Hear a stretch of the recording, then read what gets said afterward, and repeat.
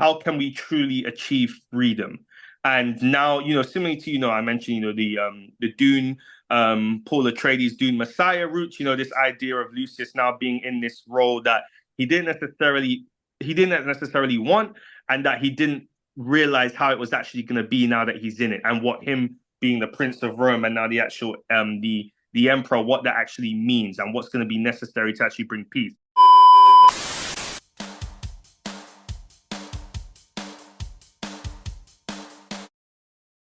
Hello, everyone. Welcome to No Drama, Just Movies, and we are back this week with another review. Please give our channel a lovely little subscribe to stay tuned with all the content we release each and every week in the world of movies and TV. We are here today to review none other than the movie that is 24 years in the making. None other than Ridley Scott's Gladiator 2. My name is Cameron Console Dundas Kelly Smith, and I'm joined by my esteemed colleague here. I'm Phil for the glory of Rome, Corwin. Oh, that's right. So, as I said, we are here to review none other than Gladiator 2, what is being hailed as one of the most anticipated and biggest movies of the year, especially as we come to close out 2024. But as I said, this movie is 24 years in the making. A movie that many people thought would not happen. Many people did not expect to happen. But here we are. It's here, it's out, and it's actually happening. So the question I have for you, we have literally just come back from seeing it a couple hours ago. So the question is, after waiting 24 years, was it worth it? Such a harsh question. I think it was. Like it was definitely a spectacle. And it was like very, very, very entertaining, definitely. Like it's especially like for a big screen. It definitely deserves like the biggest screen you can find because just of the battles and the Colosseum scenes and like, just how massive it is. So yeah, happy to wait for that one. Yeah, and I mean, listen, as someone who unfortunately at this time of recording had actually never seen the first one, I still will agree that after 24 years, it definitely was worth it. I mean, I think you said some terms there that I want to echo. Spectacle, grand in scale, epic, all of that, it delivers in that sense. It is a spectacle that you feel like you're watching. It is worth the wait in terms of when we watch these trailers, what you expected to have as an audience member based off these trailers, it definitely delivered in that sense. And as a result, yes, I feel like this movie is worth the wait for people who did wait so long, and now to live the day when they're now seeing a sequel. Does it have some problems? Yes. Am I being selfish in some ways in thinking that I would have maybe taken a different approach and maybe did some different things with the story and with the characters that I think would have made it more compelling? Yes. However, spectacle it is indeed. But let's go into the nitty gritty. Okay. So, what is it about this movie that you enjoyed? The battles. Like if it just as in the first one, like the battles were amazing. Like the way they're shot, just the chaos, the utter chaos of a battle, right? You got man going against man and everyone trying to kill each other, and there's nothing beautiful or like nothing like pretty about it, right? It's just chaos and murder. And just I'm assuming it was a terrible ordeal to like choreograph these things and get everyone to like exactly do what they needed to do at the right time. But it looks amazing. It looks amazing. It's big. It's like gruesome. So that I enjoyed very much. Yeah, I mean, I'm gonna echo that. I think one of the biggest compliments I think I can give this movie as someone who does enjoy history is that you if you watch this movie, it does want to make you go and see documentaries on ancient Rome or read up on ancient Rome and see whether certain stuff were historically accurate in this movie or not. It makes you want to see what actually happened, what could have happened, and it does boost that intrigue. And I said to you that when I saw this, it did make me feel like how I felt when Oppenheimer was coming out. And I don't mean to say that, yeah, I can compare the two, but what I do mean by that is that it's nice to see a big blockbuster branding scale spectacle of a movie that isn't just a comic book movie. And listen, Mhm. I live and die by the comic book movie. Like that is my heart and soul. And so that isn't a shot to comic book movies, but it's nice. It's nice to see, for the health of cinema, for the sake of cinema, to see another project like this come along and be so grand and be on this, be a period piece. Obviously it is a sequel to a huge movie, but still, I do echo that I really did enjoy the battles. It did make you want to fly out to Rome tonight and see what's left of the Colosseum. It really did make you want to see that.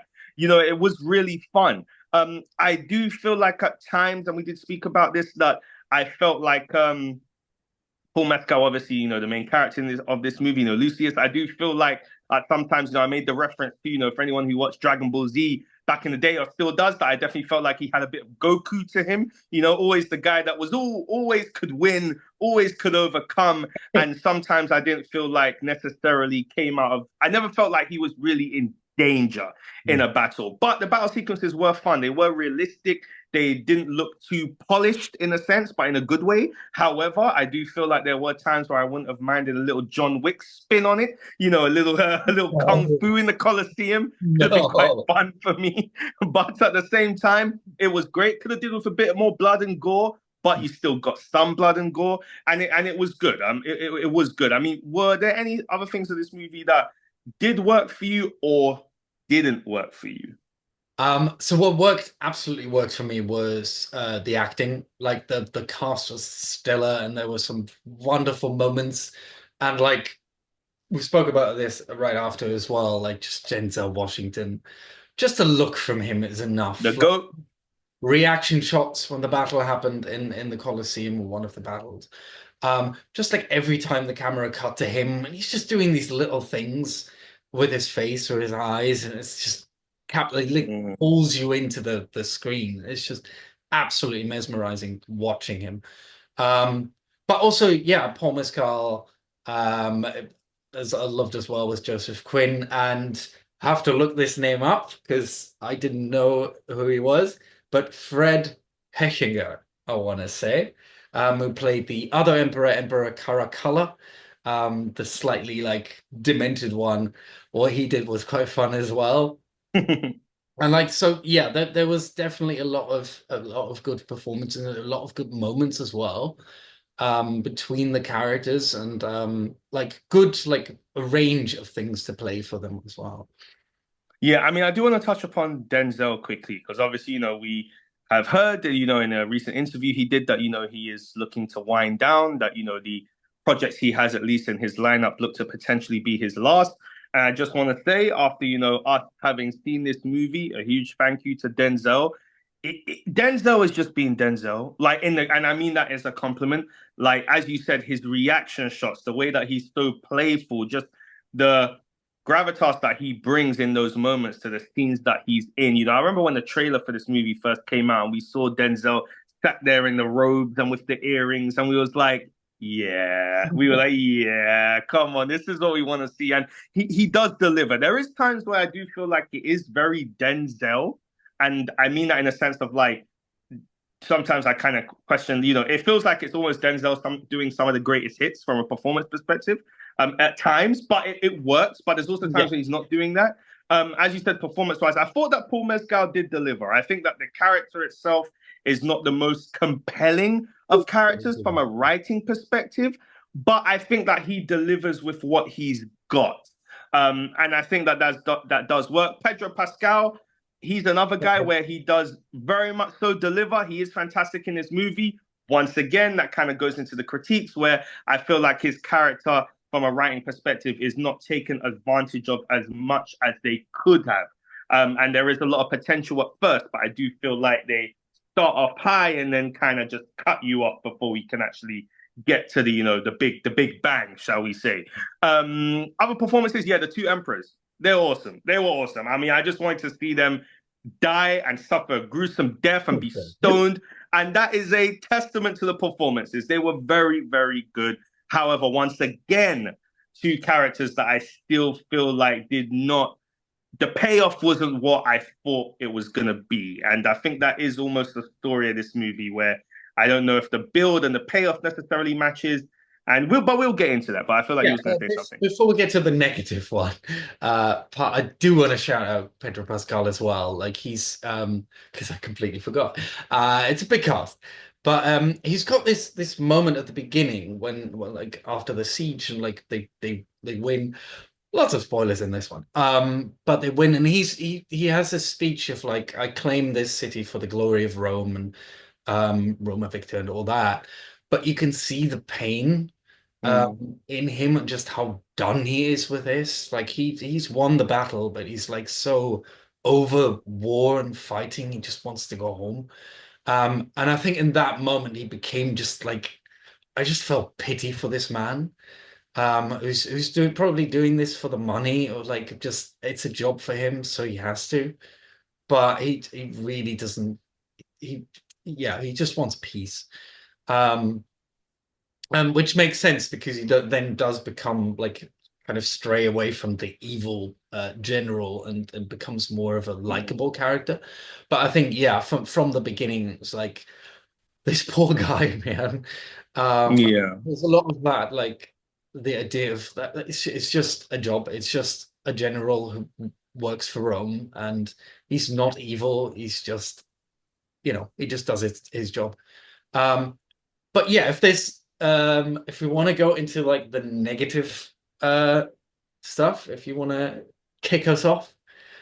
Well, I'm gonna start by saying this, and I'm gonna focus on Paul Mescal, obviously Lucius, the main character.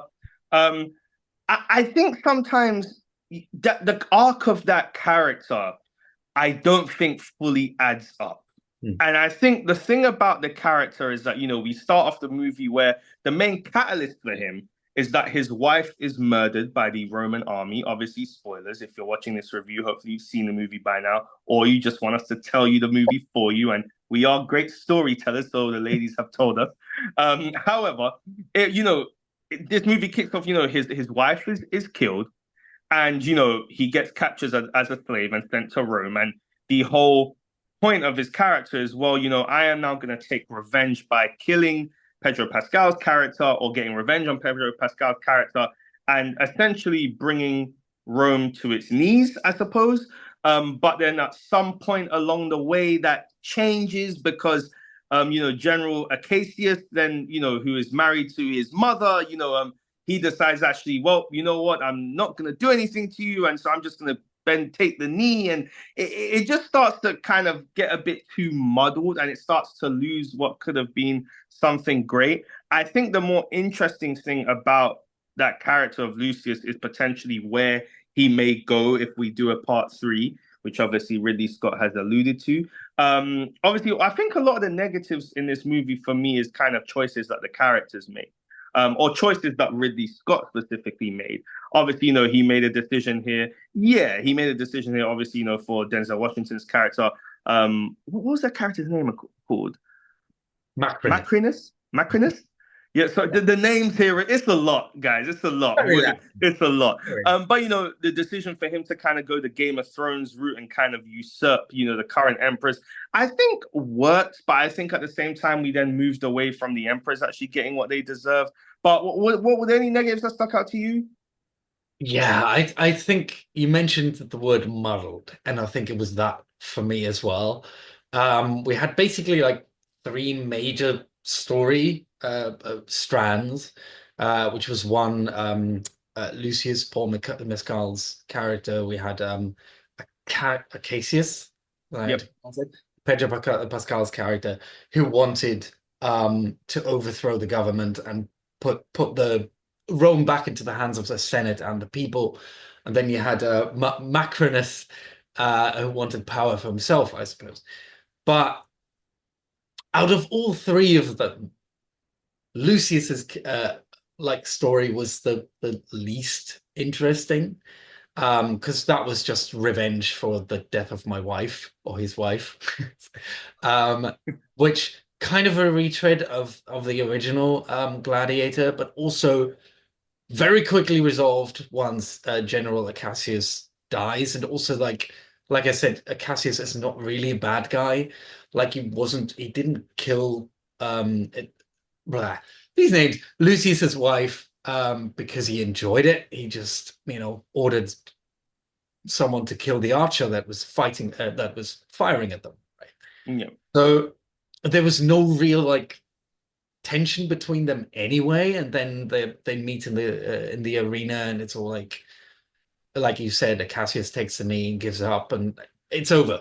That was basically like I think an hour or so in, and like the revenge story is done. So that wasn't the interesting part. The interesting part for me was just the scheming and at the back, like you mentioned, Game of Thrones, right? It was that. It's like that political intrigue and the scheming to overtake the emperors and to yeah, restore Rome to its former glory, and weed out corruption. And that was the interesting part. And the same with Macrinus. Because we didn't know at first like what his plan was and what he wanted and who he was, because he kept that very close to the chest. And then once we found out, I was like, oh, this is gonna be. Mm, And it was, and I was like, give us those stories, give us that one, make it about Rome and like two people trying to get the power back. Um, yeah.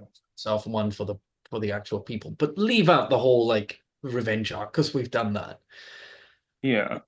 I mean, which that does lead me on to my next talking point, before we eventually wrap up here. Yeah. So that brings me on to the final question I want to ask you before we wrap it up here. And that is obviously, as I said earlier on, Ridley Scott did speak about the idea of a third movie, and obviously spoilers, as we said, but this movie ends with obviously, Lucius killing Macrinus and, essentially getting everyone, seemingly from what we can tell, everyone on Rome is now on his side and has now essentially almost been freed. The tyranny has ended. And, Ridley Scott was talking about, that he has had thoughts about a third movie and that third movie would be kind of exploring the idea of, Lucius now in this position that he didn't necessarily think he would be or wants. And that's what I want to quickly ask about because and we had this chat after the movie. I think that if you are going to do a third movie, I think that and you kind of alluded to it as well, that I think it is time to explore now, in my opinion, the actual fall of Rome. I think that it would be nice to explore this idea of, now that Lucius is, presumably, let's assume he becomes emperor, right? That, ultimately the killing probably isn't going to stop. There's still going to be other nations that are going to come for you. There's still going to be scheming that's happening with other politicians or people. I think it'll be good to explore or fun to explore this idea of how can we truly achieve freedom. And now, similarly to, I mentioned, the Dune, Paul Atreides Dune Messiah route, this idea of Lucius now being in this role that he didn't necessarily want, and that he didn't realize how it was actually going to be now that he's in it, and what him being the Prince of Rome and now the actual the emperor, what that actually means and what's going to be necessary to actually bring peace. And I would like them, whether you do it historically accurate or not, the idea of toying with the idea of, Rome actually coming to an end or what is necessary for it to come to an end, at least as we know it. And so are you open to the idea of a third movie? Do you think that it's after the end of this one that it does feel like it's necessary? What would you like to see in it? It does leave it a little bit just abruptly, very much. So by the end I was like, wait, what happened? Where's the rest of this film? Which would make sense if there is supposed to be a third one, but I don't know what, like, the idea of let's look at Rome like as a whole and like how, I guess, how it falls might be interesting, but then it would kind of be a completely different story. I don't know if you can still call it Gladiator then, because it shouldn't then be, or couldn't be, the story of just one guy who is a gladiator and, becomes something else or whatever. Um, yeah, I don't know if that would work. So it would have to be either, Gladiator 1, Gladiator 2. Now the gladiators are done. Here's I don't know, Fall of Rome, a gladiator story or something like that. Oh, You you know what I mean? couldn't call. You have to call it Gladiator 3. Like he can still compete in the Colosseum. You know, he could. You could maybe if you could even explore the story of him. You know, being emperor, but actually deciding that what he's used to and what he's been bred to do is be a gladiator or someone else that's challenging him. But I think you have to call it Gladiator 3. I mean, I think that you could explore both, but I mean, it is a huge task, that's for sure. Yeah, I don't. Not with that title, but maybe with those characters. But yeah, I don't know if I want another one of these. To be honest, because even this one was, like I said, a little bit of a retread of the first Mm. one. It's like either give us something completely different, but then it has to be something completely different. Can't be Gladiator 3, um, or leave it at 2. Yeah. Well, I guess that will do it here for our review of Gladiator 2. We obviously have our review system scoring on this channel. We give our movies a review, a certain number of ICs out of 10. If you're a Penguin fan, poor old Vic, I'm so sorry, rest in peace. However, we'll have a slushy in your honor. So, Gladiator 2, how many ICs out of 10 would you like to give this movie? I think I would go as low as a 7. Like I loved the actual absolute spectacle it was. It was very entertaining throughout. Um, but then there was like a lot of problems with the story, I think. Just where it got very muddled to the point where like wanted to get back to a certain strand of the story and like didn't care as much for the other. So yeah, I would give it a 7 out of 10 ICs. Okay, and I'm going to go with a 7.5 ICs out of 10. And the reason for that extra five is because of the grand spectacle entertainment element of it. I think that if you're a fan of cinema, go see this movie. If you're a fan of Gladiator, go see this movie. And if you've got nothing else to do, go see this movie. And, because why not? So that will do it for our review of none other than Ridley Scott's Gladiator 2. We are No Drama, Just Movies. If you like this video, once again, please give our channel a lovely little subscribe, like, comment, share, drop down in the comment section below. Let us know your thoughts on Gladiator 2 and if you feel like there is enough here for a Gladiator 3. My name is Cameron Consul Domdus Kelly Smith, and I'm joined by my esteemed colleague here. Bill for the glory of Rome. Coin. That's right. Oh, yeah. Should Now have done catch that. your flights to Rome because that Colosseum is barely standing, but it's still a spectacle. Once again, we are No Drama, Just Movies. Thank you very much for checking out our review today, guys, and we will see you very, very soon in Rome. Take care, guys. We have to go to Rome now. Bye.